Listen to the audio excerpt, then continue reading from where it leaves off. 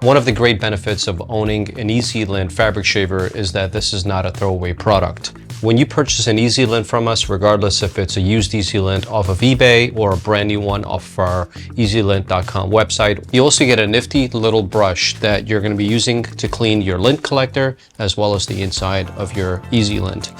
So with that being said, let's remove our EasyLint lint collector. To remove it, you just use your index finger as well as your thumb, and you simply pull down. You're going to hear a click sound, and then you'll be able to remove the lint collector. You can easily dispose of all the lint inside the lint collector by holding it like this, pointing it downwards, and then getting rid of it inside your trash bin.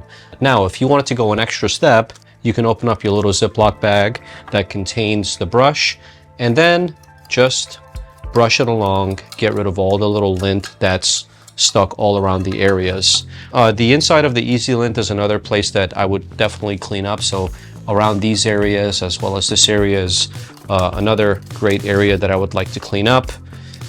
And then of course the most important area is going to be the inside of the lint collector. So as you can see, this blade has been working really hard and it's got a few miles under its belt. So we're going to be removing this blade completely and we're going to be throwing it inside the trash bin. So as you can see here, the inside of the head doesn't look too bad, but I think we could make it better.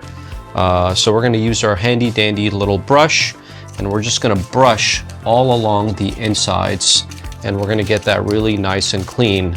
The main thing that you need to remember is that the shaft is very, very important. So inside of the shaft, you have to make sure that there are no strings embedded in there as well as any lint. So if you put it towards the side and look really carefully, you can see that I don't have any lint inside the shaft. So mine is pretty clean. Hopefully the camera picks that up for you guys. So that being said, this literally took 30 seconds for me to clean the inside. We're just also going to clean the inside of the head. And then what we're going to do next is open up the little pouch that contains the additional blade, and then we're simply going to pop it in. Now, if you take a look at the head, there are little grooves right where the shaft is. So you want to match up those grooves along with this brand new blade. Once you match up the grooves, it should pop right in. It's not going to make any sounds, but if it's going to spin like this and you've pushed it all the way, then that means that it's nice and secure. And then another thing to remember is that once you screw the head back into place, you don't want to make it that tight. And then of course, the last step is putting the lint collector back in. And just like when you remove the lint collector, it's going to make another little snapping sound, just like that. So the last thing to do is to give it a try to see if it makes normal sounds. Because if it spins and it sounds pretty normal, you're good to go.